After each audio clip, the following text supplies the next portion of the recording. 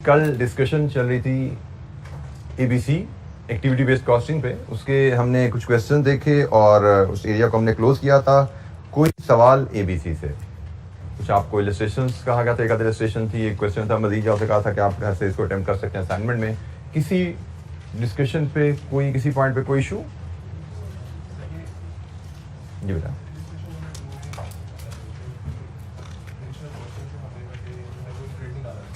Traditional costing का rate हमने निकाला था जी।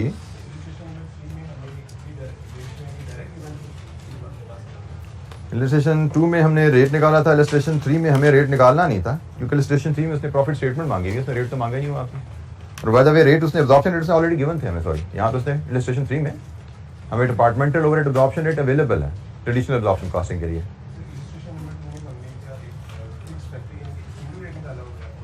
क्या आपको वहाँ पे डिपार्टमेंटल ओवरहेड्स का ब्रेकअप अवेलेबल है? डिफरेंट डिपार्टमेंट में फैक्ट्री ओवरहेड्स का ब्रेकअप इलस्ट्रेशन 2 में अवेलेबल है?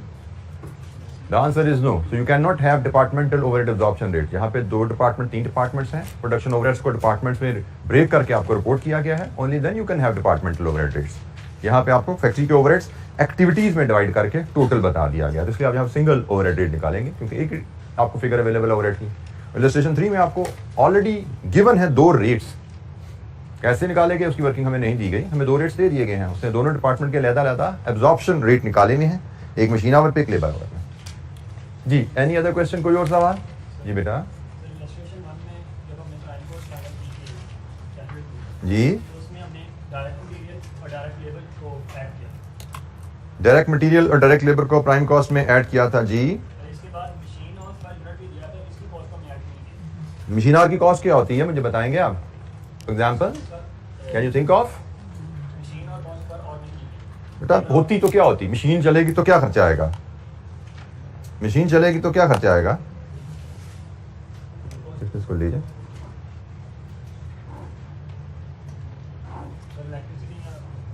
तो इलेक्ट्रिसिटी आएगी, will that be a prime cost? Will that be a prime cost? तो ऑलरेडी हमने ली है ना। मशीन आवर का मतलब ये नहीं लेबर आवर की तरह मशीन को भी पैसे नहीं देने होते हमने, कभी चल दिया तेरी मेहरबानी पैसे ले ले हमसे, तो मशीन चलती है तो उसके बदले ओवरहेड लगते हैं, ठीक है। ओवरहेड्स हम ऑलरेडी तो ऑब्जॉर्व कर रहे हैं हम जी। एनी क्वेश्चन, कोई सवाल और? Any other question?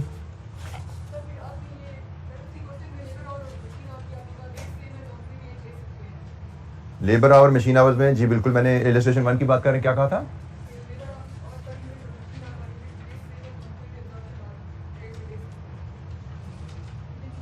मैं समझ नहीं पाया बेटा आपको। जी बेटा मैंने कहा था क्योंकि दोनों मशीन आवर और labour our per unit same है तो इन दोनों में से किसी को भी हम बेस ले सकते हैं एब्जॉर्प्शन की, क्योंकि क्वेश्चन में हमें बेस गिवन नहीं थी ट्रेडिशनल एब्जॉर्प्शन कॉस्टिंग के लिए। हमने आप मशीन आवर की भी ले सकते हैं बेटा क्योंकि दोनों सेम है। 440 ही लेबर आवर्स है यहाँ पे और 440 ही मशीन आवर्स आ रहे हैं।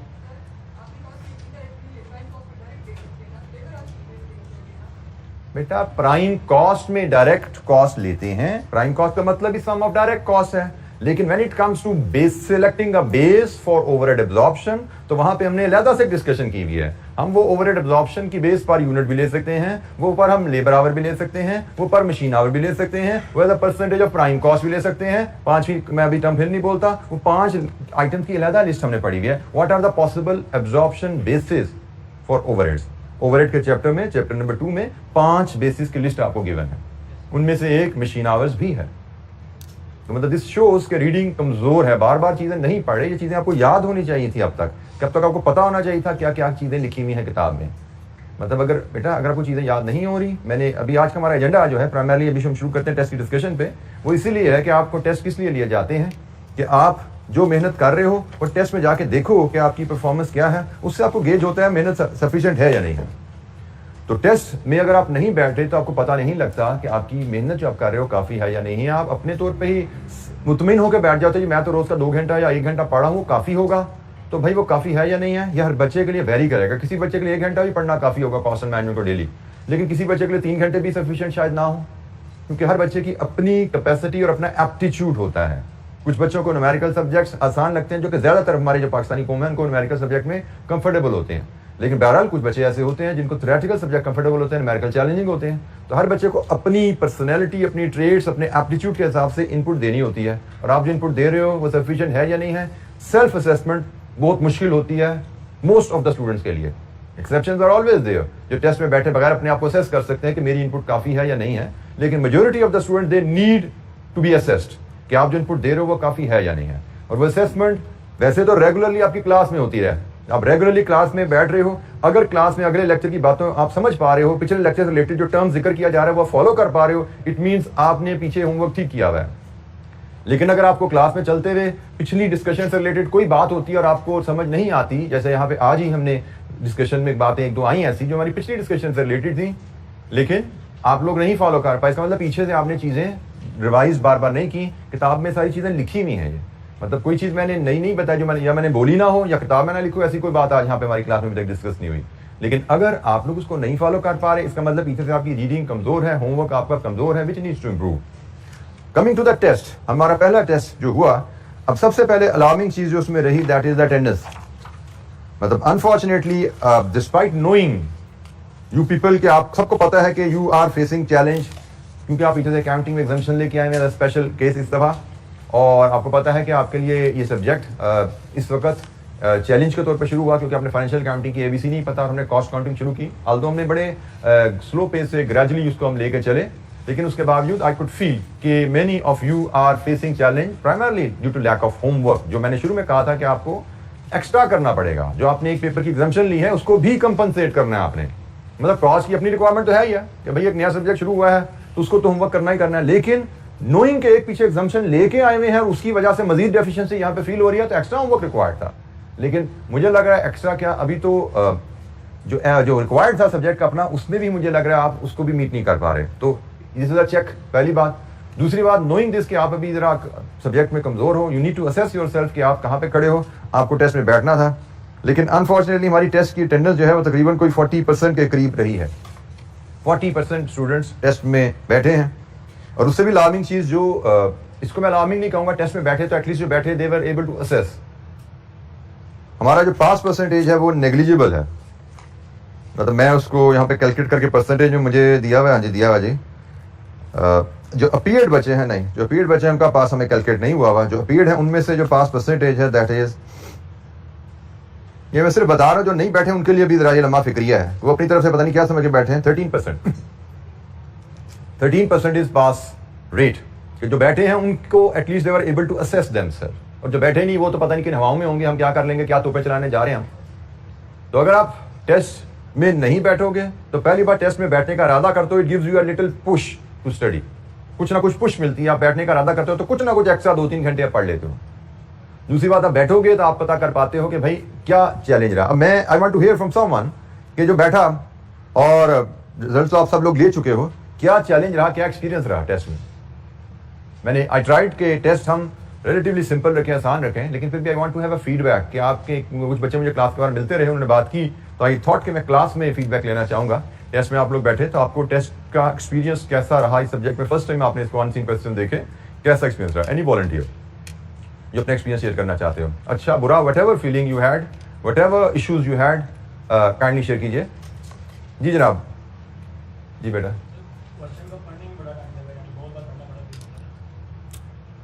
ठीक हो गया, तो उससे क्या आपको लगा कि टाइम आपका शॉर्ट हो गया। हमें टेस्ट के लिए 45 मिनट्स दिए गए थे, आपको लगा कि आप कितना पेपर कर पाए, अगर आपको पढ़ने में टाइम लगा, समझने में टाइम लगा, कितना पेपर कर पाए।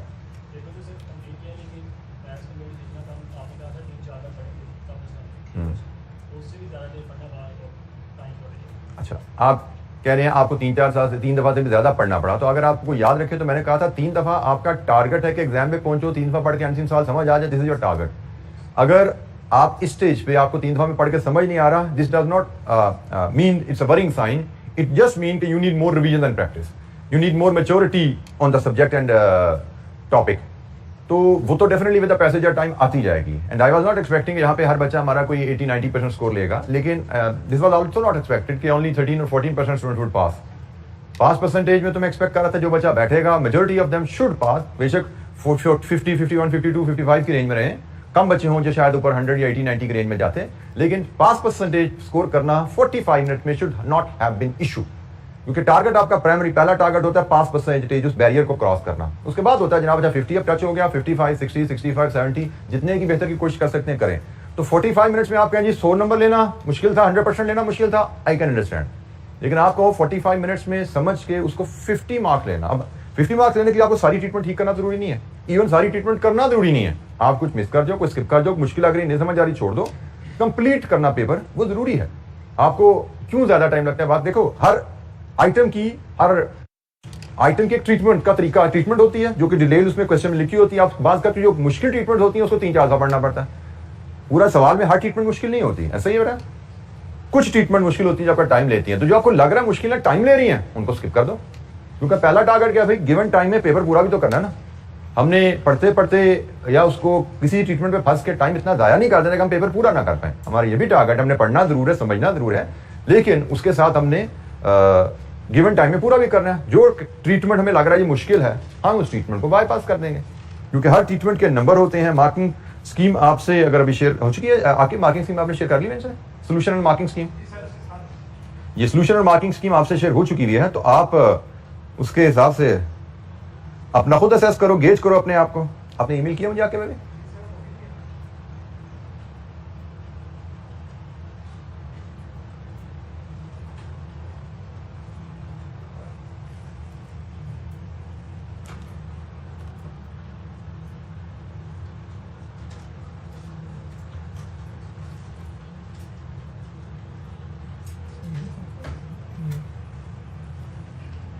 ये टेस्ट तो यही है कि मुझे मोबाइल में भी नहीं है, भी नहीं है, ड्राफ्ट में तो नहीं पड़ेगी।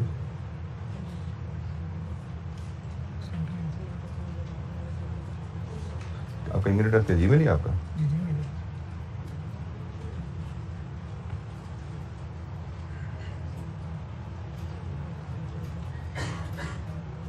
व्हाट्सएप करो मुझे। अच्छा, इस टेस्ट में हमारे पास 2 क्वेश्चन थे। अब जो मैं आपसे कहता हूं अनसीन क्वेश्चन है। अनसीन क्वेश्चन में आपको थोड़ी सी तवज्जो जो चाहिए होती है कि हमने रीडिंग रिक्वायर्ड होती है। पहला क्वेश्चन हमारा था जिसमें हमसे कहा गया था जी कॉस्ट स्ट्रक्चर हमें दिया गया था, डिफरेंट कॉस्ट दी गई थी और कुछ उनकी एक्सप्लेनेशन नोट्स हमें गिवन थे और हमें कहा गया था कि हम इनमें से वेरिएबल कॉस्ट और फिक्स कॉस्ट को अलग-अलग कर दें।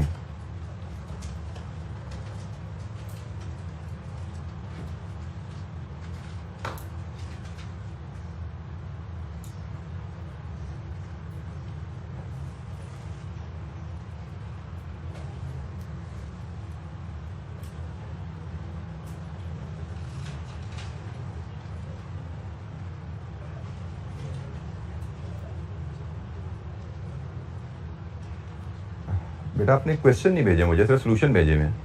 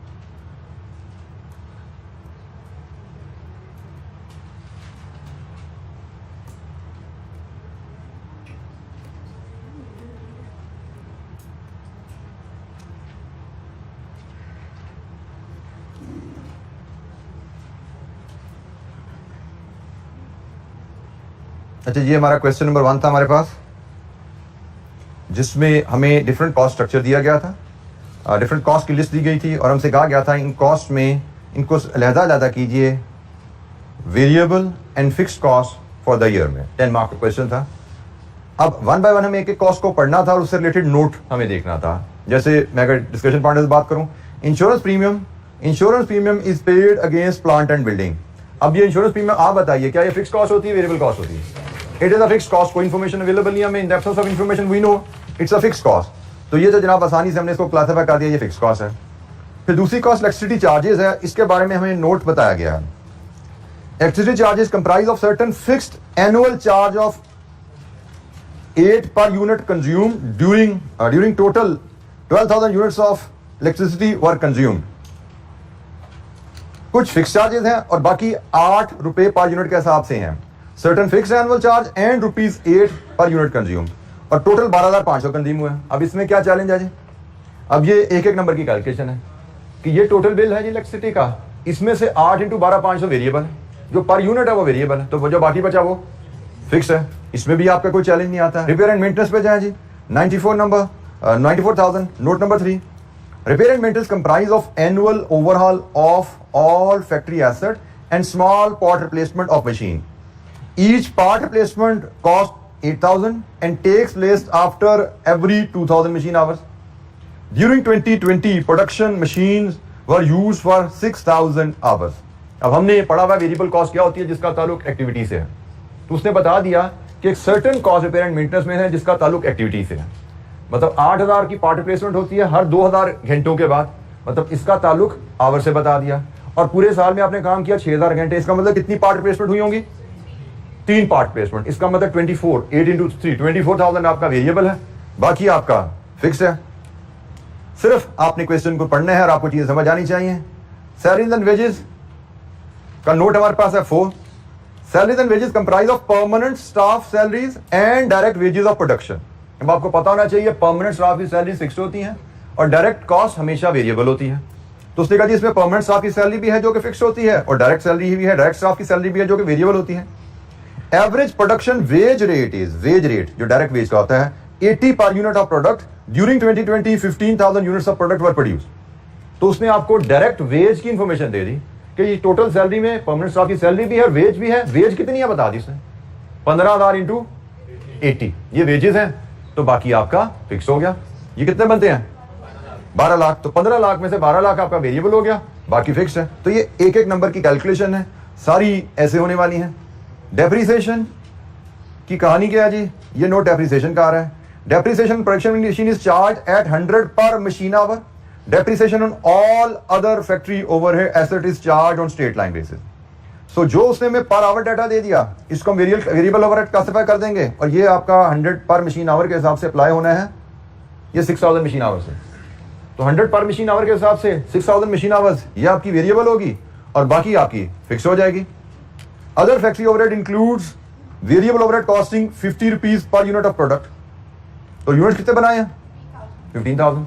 तो 50 पर यूनिट आपका वेरिएबल है अदर ओवरहेड में से। 10 लाख के अदर ओवरहेड्स हैं। रेंट तो फिक्स है ना, रेंट का तो बताने की जरूरत नहीं है, नहीं बताया वो तो मैं पता फिक्स है। डायरेक्ट मटेरियल कॉस्ट वेरिएबल है, इसका भी उसने नहीं बताया, हमें कोई मसला नहीं है, ठीक है जी।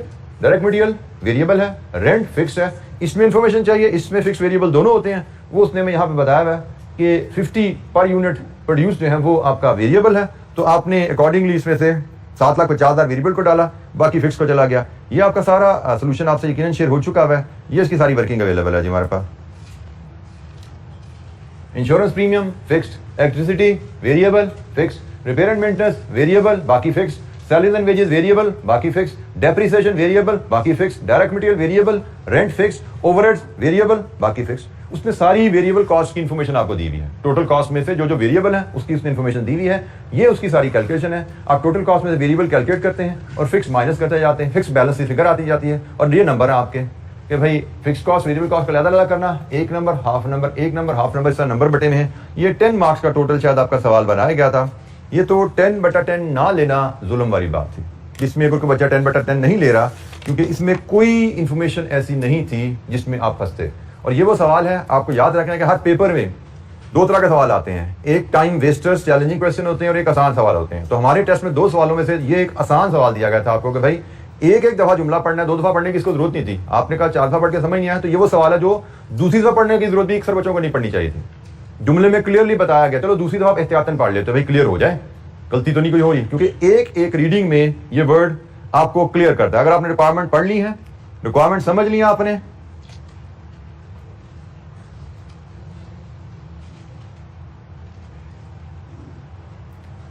अगर आपने पढ़ा हुआ है कि भाई मुझे वेरिएबल कॉस्ट और फिक्स करना है, तो एक एक जुमला आपको पढ़ के एक दफा पढ़ने में आपको क्लियर करता है। इंश्योरेंस प्रीमियम बिल्डिंग का फिक्स्ड है, बिजली में फिक्स भी और वेरिएबल 8 पर यूनिट है, रिपेयर एंड मेंटेनेंस में आपका ये जनाब वेरिएबल पार्ट है, बाकी फिक्स्ड है, सैलरीज में फिक्स भी है, वेरिएबल भी है। वेरिएबल कितनी है? 80 रुपये पर यूनिट के हिसाब से 15,000 यूनिट्स एक एक दफा में क्लियर होता है। और ये 10 मार्क्स लेना है, और 10 मार्क्स हमारे बाय द वे अगर मैं गेज करूं तो मैं अज्यूम करते हुए कि 10 मार्क्स से ऊपर जो हमारे बच्चे हैं वो अराउंड 20% बच्चे, 13% बच्चे पास हैं, लेकिन 20% बच्चे हैं जिन्होंने 10 मार्क्स लिए हैं। इसका मतलब 80% बच्चे ये सवाल भी ठीक नहीं कर पाए थे। 80% बच्चे ये सवाल भी ठीक नहीं कर पाए थे। अब इससे अंदाजा कर लो जो टेस्ट में बैठे नहीं हैं कि टेस्ट में बैठना और अनसीन क्वेश्चन को देखना, उसके बाद क्या परफॉर्मेंस के हालात होते हैं। अब इससे आसान सवाल, मतलब मैंने इंटेंशनली कोशिश की कि बिल्कुल आसान तरीन सवाल दिया जाए जो एक सौ पढ़ने में आपको समझ आए। अब ये बिल्कुल स्ट्रेट फॉरवर्ड क्वेश्चन था, लेकिन 80% बच्चे इस सवाल को भी ठीक नहीं कर पाया। रिपीट, कम अज कम 80 से ज्यादा हो सकते हैं, क्योंकि कुछ बच्चे ऐसा भी होगा जिसने 10 नंबर लिए हैं लेकिन इसमें 6 लिए होंगे, 4 दूसरे में ले लिए होंगे। तो मे भी आप कह सकते हैं सेफली 85-90% बच्चा इस सवाल को भी ठीक नहीं कर पाया। जबकि ये सवाल था जो मेरे हिसाब से 100% बच्चे का, चले 95% बच्चे का ठीक होना चाहिए था। लेकिन इस बेसिक सवाल में भी अगर आप परफॉर्म नहीं कर पाए, मैं फिर तवज्जो दिलाऊंगा, इसमें कोई ऐसी चीज नहीं है जो कि आपके लिए वरिंग हो। हमने क्लासरूम में डिस्कस ना की हो, बार बार डिस्कस ना की हो, लेकिन उसके बावजूद अगर आप इसको पेपर में परफॉर्म नहीं कर पाए तो आपका इसका मतलब personal homework is not good. क्योंकि यहाँ पे टीचर आपके साथ जितनी मर्जी मेहनत कर ले, जो मर्जी आपको समझा दे, जब तक आप लोगों का पर्सनल होमवर्क घर पे बैठ के आपने नहीं किया हुआ, जब तक खुद नहीं पढ़ा हुआ, जब तक खुद नहीं चीजें हाथ से की हुई, आप एग्जाम में कुछ नहीं कर सकते। Exceptions are always there. मैं फिर कह रहा हूँ 100 में से 1-2 बच्चे होते हैं जो कर लेते हैं, लेकिन मैं मेजोरिटी की बात कर रहा हूँ जिससे हम बिलोंग करते हैं। तो अगर आपने सीए करना है तो भाई अपने रवैयों को ठीक कीजिए, घर पे टाइम देना शुरू कीजिए स्टडीज को। क्वेश्चन नंबर 2, इसमें क्या था जी? अब मुझे एक बच्चा मिला, कहता है ये प्री डिटरमिन्ड ओवरहेड रेट क्या होता है, मुझे तो ये नहीं पता था। Work out the predetermined machine hour rate for department A and B. अब स्टूडेंट का जी प्री डिटरमिन्ड हुए तो इसका मतलब ही नहीं पता था। अब ये कोई क्लेम कर सकता है कि प्री डिटरमिन्ड हमने क्लास में 15-20 दफा ना बोला हो, इससे कम, मतलब प्री इस रिक्वायरमेंट के साथ मैंने सवाल बोला हुआ है। प्री डिटरमिन्ड कई दफा मैंने बोला हुआ है, प्री डिटरमिन्ड, एस्टिमेटेड, मैंने बोर्ड पे लिखा हुआ है कई दफा, रिकॉल, बोर्ड आपके पास पड़े हुए हैं, सवाल करते हुए मैंने कई दफा लिखा प्री डिटरमिन्ड या एस्टिमेटेड ओवरहेड्स एक ही बात है।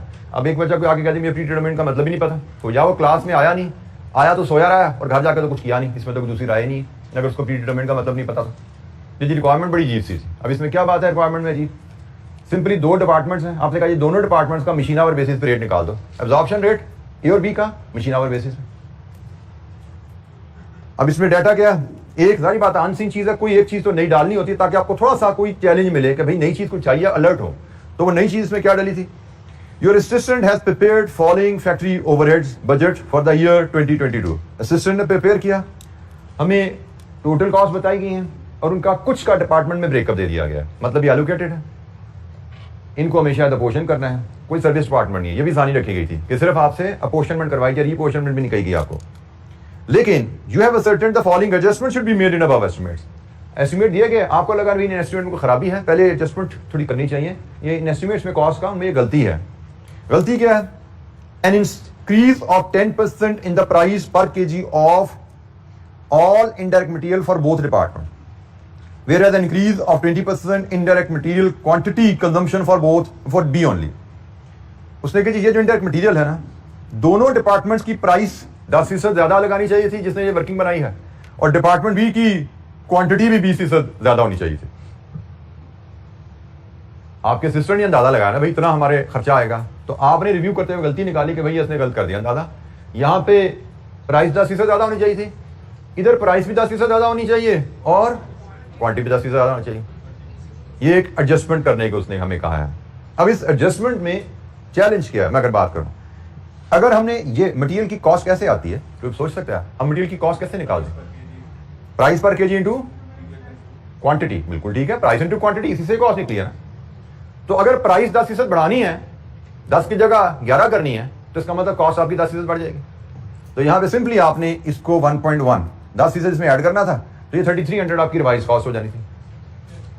यहां पे वो कह रहा है जी प्राइस भी 10% बढ़नी है और क्वांटिटी भी 20% बढ़नी है। प्राइस 10 है तो उसको 11 कर दो, क्वांटिटी 10 है तो उसको 12 कर दो। तो इसके लिए आपने यहां पे इंटू 1.1 इंटू 1.2 10% इजाफा डालना था प्राइस का, 20% इजाफा डालना था क्वांटिटी का। ये एक छोटी सी एडजस्टमेंट रिक्वायर्ड थी। मैं कहता हूं अच्छा नहीं समझ आई एडजस्टमेंट, ना डालो। 4 एडजस्टमेंट है ना, ये चारों एडजस्टमेंट ना डालते आप।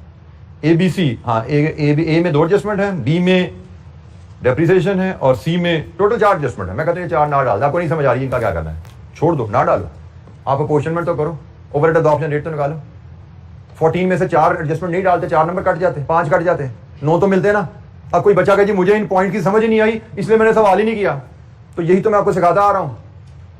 आपको करना क्या था, पहले इन पॉइंट्स की बेसिस पे ये कॉस्ट अपडेट करनी थी, फिर अपोर्शनमेंट करनी थी और फिर एब्जॉर्प्शन रेट निकालना था। ये पॉइंट्स नहीं समझ आ रहे, छोड़ दो, ना करो कॉस्ट अपडेट। बट अपोर्शनमेंट करने में क्या चैलेंज है, रेंट की पावर की कॉस्ट को तकसीम करना कोई चैलेंज है यहाँ पे? पावर कॉस्ट किस बेसिस पे तकसीम करनी है? यहाँ पे रेशो दी हुई है। आपने इंश्योरेंस ऑफ मशीनरी की कॉस्ट को तकसीम करना है, बेसिस दी हुई है आपको। Insurance of machinery machine our की बेसिस पे डाल सकते हैं, असूलन तो वैल्यू नहीं चाहिए थी, नहीं अवेलेबल, तो जनाब जो अवेलेबल है उसकी बेसिस पे डाल देंगे। इनडायरेक्ट लेबर, ये पहले भी पास पेपर क्वेश्चन आपको कराए गए हैं और उनमें आपको बताया गया है कि इनडायरेक्ट लेबर को तकसीम करने के लिए अगर कोई बेसिस नहीं दी गई तो डायरेक्ट लेबर आवर्स उसकी एक मुनासिब बेस होती है, क्योंकि इनडायरेक्ट लेबर कौन होते हैं? हेल्पर। जितने ज्यादा डायरेक्ट प्रोडक्शन वर्कर होंगे उतने ज्यादा उनको हेल्पर चाहिए होंगे, तो आप इनडायरेक्ट को डायरेक्ट लेबर आवर की बेस पे तकसीम कर सकते हो। ये हमारी डिस्कशन हुई भी है पहले, किसी पास पेपर क्वेश्चन में ये बात आई हुई है। और क्या जी यहाँ पे building maintenance, floor area, building maintenance building से रिलेटेड है तो फ्लोर एरिया हमें गिवन है।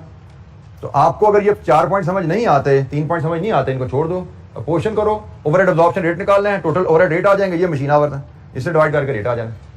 तो 14 मार्क क्वेश्चन था, 14 में से 10 नंबर 9 नंबर लेना था, कोई दिक्कत नहीं थी।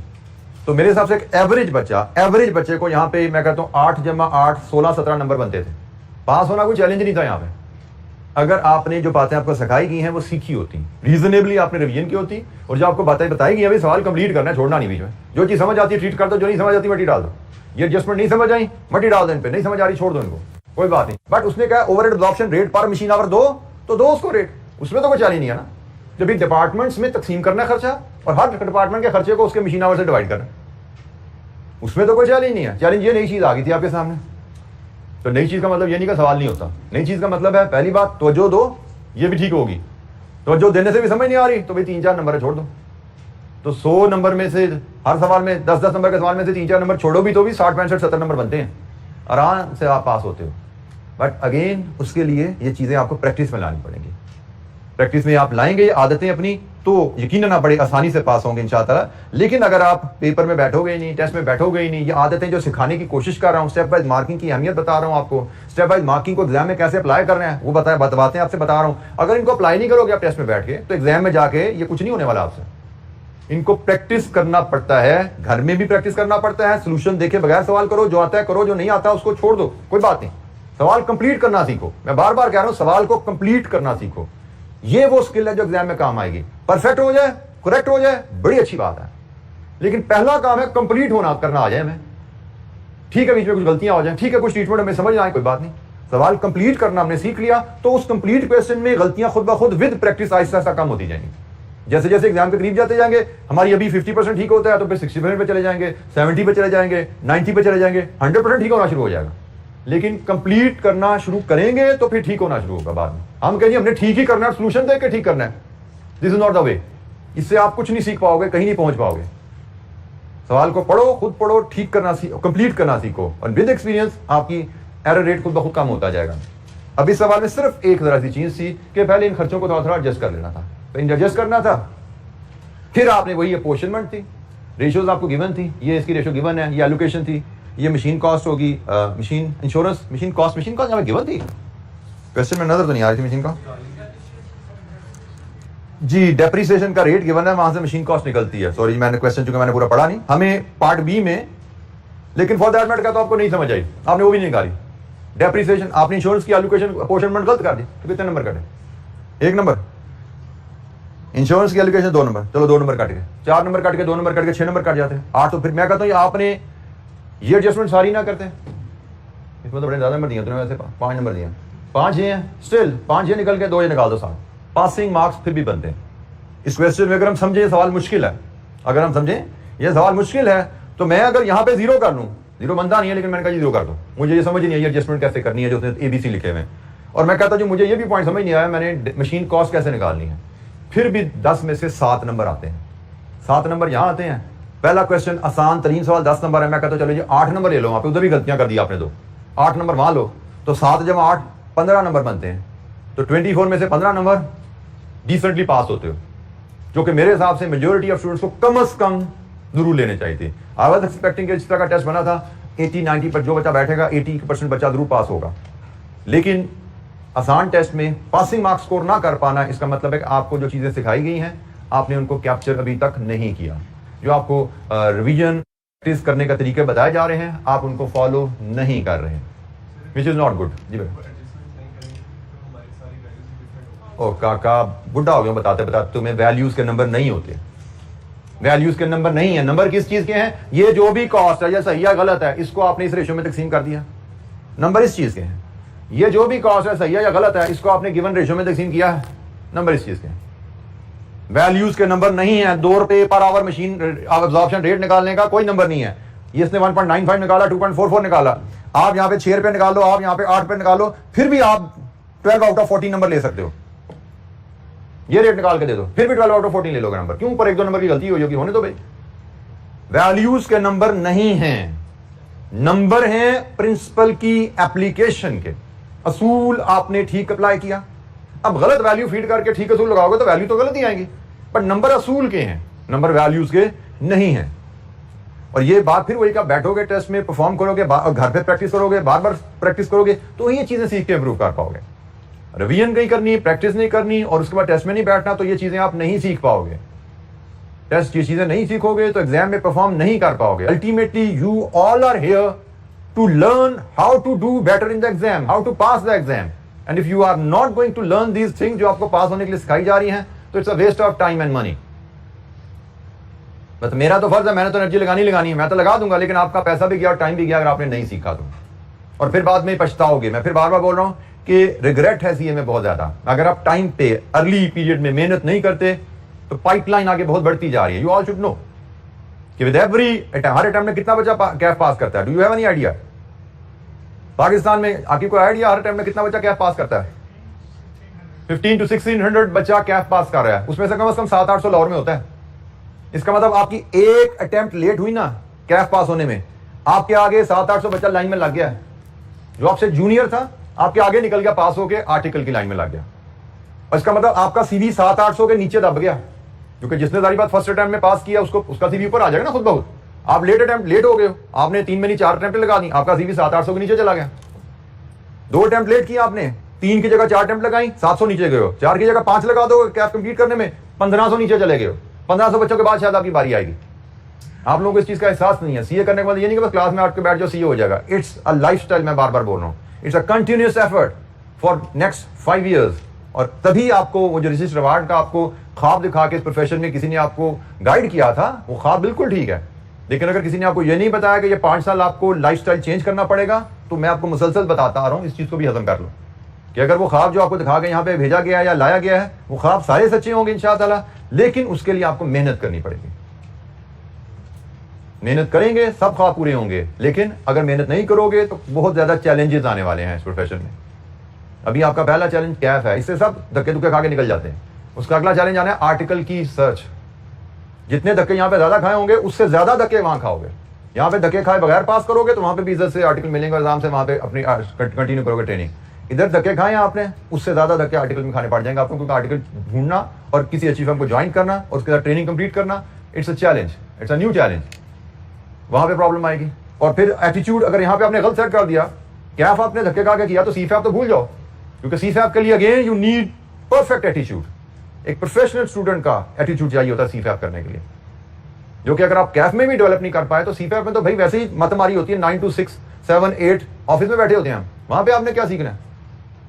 वहां पे आपने क्या सीखना है? वहां पे तो आपका जो सीखी, यहाँ पे जो बेस आपकी बनी होगी वो बेस आपको कैरी करेगी, वहां पे वो बेस आपको पुश करेगी। वहां पे यहाँ पे ऑर्गेनाइज रहना, डिसिप्लिन रहना सीखोगे तो आप सीफे में ऑफिस के साथ साथ स्टडीज को मैनेज कर पाओगे।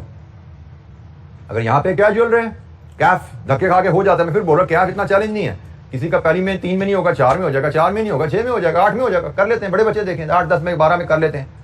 मतलब मेरे पास अक्सर बच्चे उस एज में आर्टिकल लेने आते हैं जिस एज में मैं सीए कर चुका था, कर वो भी लेते हैं। 24-25 साल की उम्र में आर्टिकल करके गैप करके निकल रहे होते हैं, आर्टिकल ढूंढने निकलते हैं। जब आर्टिकल देते हैं कहाँ से मिले आर्टिकल उनको? आर्टिकल तो छोड़ दो, उस एज में बेटा सोशल प्रेशर आ जाता है। घर ले कहते हैं बेटा कमाओ जाके, अब कब तक खिलाएं तुम्हें? तो एज है एक जिसमें घर वाले आपको, एज है जहां तक आपके घर वाले आपको सपोर्ट कर सकते हैं। They will not support you for ever. एक सोशल प्रेशर है हमारे माशरे का कि एक्सपेक्ट करते हैं लोग कि भाई अब ये 24-25 साल का बच्चा हो गया, now he should be independent, in fact he should be contributing towards the family. बजाय कि आप 24-25 साल के में आर्टिकल कर रहे हो और माँ बाप से पैसे मांग रहे हो, हॉस्टल के पैसे दे दें, एग्जाम फीसें देनी, पैसे दे दें। हमारे माशरे में ये काबिल शर्म बात समझी जाती है। इफ यू फील तो ये काबिल शर्म बात है। तो अपने काइंडली मैं फिर वार्न कर रहा हूँ, रवैये ठीक कीजिए। टेस्ट में आप जो बच्चे नहीं बैठे, आइंदा ऐसी में अटेंडेंस नजर ना आए। आई वांट के 100% के करीब तक हमारी अटेंडेंस हो और फुल एफर्ट से आई वांट के नेक्स्ट टेस्ट जो हमारा ड्यू है कल, उसमें आपकी अटेंडेंस भी पूरी हो और परफॉर्मेंस भी हर बच्चे ने आपको दिमाग दी हो। और कल का हमारा जो सिलेबस है चैप्टर 2 हमने जो कंप्लीट किया, पिछला पूरा टेस्ट नहीं हुआ था, वो होगा। और एक हमारा जो चैप्टर जो हमने एबीसी पढ़ा है, ये 2 एरिया है जो हमारे कल के टेस्ट में आने वाले हैं। हमने जो नेक्स्ट चैप्टर शुरू करना है, सिर्फ उसका इंट्रोडक्शन हम ले लेते हैं। डिस्कशन इसमें इंशाल्लाह कल से शुरू करेंगे। नाम इसका जी marginal absorption costing. Marginal absorption costing में हमारे मॉडल पेपर में 5 मार्क्स और स्प्रिंग 2022 में 17 मार्क्स आए हुए हैं। पिछला चैप्टर हमने ओवरहेड का जो पढ़ा ना, उसमें मॉडल पेपर में शायद 18-19 नंबर थे और स्प्रिंग 22 में रिकॉल ओवरहेड की कहानी तो वो 19 और 8 ऐसे थी। और यहाँ पे थोड़ी सी उल्टी सी कहानी है, यहाँ पे मॉडल में कम थे, स्प्रिंग में ज़्यादा है। और ये वेरिएशन का फिर एग्जामिनर आपको बताता है कि भाई सेक्शन ए में जाएगा, सेक्शन बी में जाएगा, यू डोंट नो। हो सकता है 2 सवाल दोनों आए हों, कुछ इधर आए हो, कुछ इधर, दोनों सेक्शन में मिले आपको। मार्क्स बदलते रहेंगे, टॉपिक्स भी बदलते रहेंगे। कोई बाय चॉइस नहीं होना कभी इसमें से कम ही नंबर आते हैं तो उसको हम चॉइस में छोड़ दें, या इसमें से कम ही नंबर आते हैं उसको हम चॉइस में छोड़ें। तो एक सौ कम आएगा 19 भी आ गए, 100 कम आए तो 117 भी आ गए। तो कोई चैप्टर आप छोड़ने का सोच नहीं सकते। मार्जिनल एब्जॉर्प्शन कॉस्टिंग को हमने पढ़ा हुआ है किस सेंस में? हमने पढ़ा था कि आपने किसी प्रोडक्ट की कॉस्ट पर यूनिट मेजर करनी हो तो कॉस्ट पर यूनिट मेजर करने के लिए, कॉस्ट पर यूनिट का मतलब production cost, cost per unit measure करने के लिए 2 सिस्टम होते हैं, एक मार्जिनल कॉस्टिंग, एक एब्जॉर्प्शन कॉस्टिंग। हमने कहा था मार्जिनल कॉस्टिंग के तहत कॉस्ट पर यूनिट में हम सिर्फ variable production cost per unit में शामिल करते हैं, और एब्जॉर्प्शन कॉस्टिंग में हम वेरिएबल के साथ साथ फिक्स्ड प्रोडक्शन ओवरहेड्स भी ऐड कर लेते हैं। सो हम एब्जॉर्प्शन कॉस्टिंग को अल्टरनेटिवली कभी कभी हम एब्जॉर्प्शन कॉस्टिंग को फुल प्रोडक्शन कॉस्ट भी कहते हैं। ये फुल प्रोडक्शन कॉस्ट भी कहलाती है। और मार्जिनल कॉस्टिंग इंडीड ये वेरिएबल प्रोडक्शन कॉस्ट है।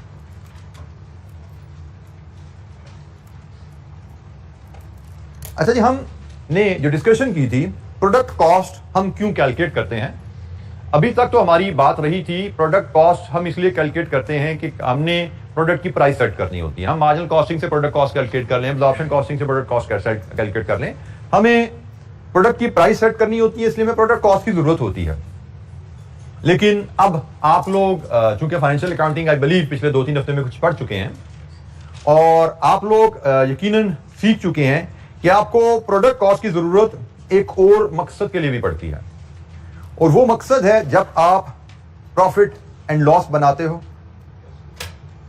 वो मकसद है जब आप स्टेटमेंट ऑफ फाइनेंशियल पोजीशन, जिसको हम बैलेंस शीट भी कहते हैं, बनाते हो। वहां पे आपको अपनी इन्वेंट्री, क्लोजिंग स्टॉक, जो आपके पास क्लोजिंग स्टॉक इन हैंड होता है, उसकी वैल्यू कैलकुलेट करने के लिए भी आपको कॉस्ट की जरूरत पड़ती है। आप units in hand into cost per unit, ये मैं इसमें एक वर्ड ऐड कर दूं, closing stock value of finished goods, क्योंकि क्लोजिंग स्टॉक में तो रॉ मटेरियल भी आता है। तो हम फिनिश्ड गुड्स की जब क्लोजिंग स्टॉक को वैल्यू करना चाहते हैं, जिसकी जरूरत हमें प्रॉफिट लॉस में भी पड़ती है, जिसकी जरूरत हमें स्टेटमेंट ऑफ फाइनेंशियल पोजीशन में भी पड़ती है। ऐसा ही है, हमारे पास पीरियड एंड पे जब हम फाइनेंशियल स्टेटमेंट बना रहे हैं हमारे पास जो यूनिट्स इन हैंड होते हैं हमें उनकी वैल्यू की जरूरत पड़ रही है, प्रॉफिट एंड लॉस में भी हमें इनकी वैल्यू की जरूरत पड़ रही है, स्टेटमेंट ऑफ फाइनेंशियल पोजीशन में भी। तो वो वैल्यू कैसे निकलती है? Units in hand into cost per unit. और ये जो कॉस्ट पर यूनिट की कहानी है, इसी पे तो हम बात कर रहे हैं कि कॉस्ट पर यूनिट तो आपकी मार्जिनल कॉस्टिंग से भी आती है और कॉस्ट पर यूनिट आपकी एब्जॉर्प्शन कॉस्टिंग से भी आती है। तो अब मार्जिनल एब्जॉर्प्शन कॉस्टिंग का यूज एक्सटेंड हो रहा है, सिर्फ कॉस्ट पर यूनिट निकाल के प्राइस में उसको यूज नहीं किया जाता। आप जो भी कॉस्ट पर यूनिट निकालते हो आपकी फाइनेंशियल स्टेटमेंट्स में भी वो यूज की जाती है वो कॉस्ट। तो हम इस चैप्टर में जो पढ़ने जा रहे हैं, जो हमारा स्कोप है, वो प्राइमरली यही चीज है कि हम क्लोजिंग स्टॉक की वैल्यू एब्जॉर्प्शन कॉस्टिंग के तहत कैसे मेजर करेंगे, हम क्लोजिंग स्टॉक की वैल्यू मार्जिनल कॉस्टिंग के तहत कैसे मेजर करेंगे, एंड हम इन दोनों वैल्यूज को लेके प्रॉफिट लॉस कैसे बनाते हैं।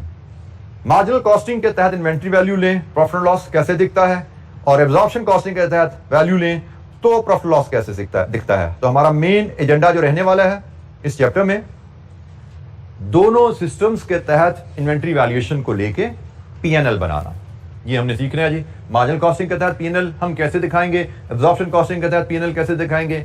और अगर आप लोगों को भी ये बात नहीं बताएगी तो आपको पता, अब मैं बता देता हूं कि क्लोजिंग स्टॉक की वैल्यू अगर बदलेगी, क्लोजिंग स्टॉक की वैल्यू जो यकीनन बदलेगी। फॉर एग्जांपल मार्जिनल कॉस्टिंग से आपके यूनिट्स इन हैंड हैं 100, मार्जिनल कॉस्टिंग के तहत आपकी वैल्यू आई से 50 और एब्जॉर्प्शन कॉस्टिंग के तहत आपकी वैल्यू आई से 60, ज्यादा ही होगी ना एब्जॉर्प्शन कॉस्टिंग के तहत। तो आपकी इन्वेंट्री वैल्यू यहां पे आएगी 5 और यहां पे आएगी 6000।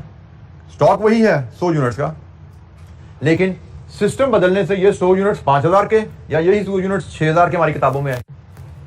आपको पता होना चाहिए अगर आपके स्टॉक की वैल्यू बदलती है तो आपके प्रॉफिट की फिगर बदल जाती है। ऐसा ही है ना, क्लोजिंग स्टॉक की वैल्यू 5000 है तो प्रॉफिट कुछ हो रहा है, क्लोजिंग स्टॉक की वैल्यू 6000 है तो प्रॉफिट कुछ और है। इसका मतलब हम एब्जॉर्प्शन कॉस्टिंग के तहत इन्वेंट्री वैल्यू करेंगे, हमारे प्रॉफिट कुछ और होंगे। अगर हमने पॉलिसी अडॉप्ट की मार्जिनल कॉस्टिंग के तहत करो तो हमारे प्रॉफिट कुछ और होंगे। तो जो हम policy cost per unit calculate करने के लिए सिलेक्ट करते हैं वो पॉलिसी हमारे प्रॉफिट की कैलकुलेशन पे भी असरअंदाज होती है। तो अकाउंटिंग प्रॉफिट्स की कैलकुलेशन हमारी पॉलिसीज की सिलेक्शन पे डिपेंडेंट है, जिनमें से एक पॉलिसी हम जो यहां बात कर रहे हैं वो इन्वेंट्री की वैल्यूएशन पॉलिसी है।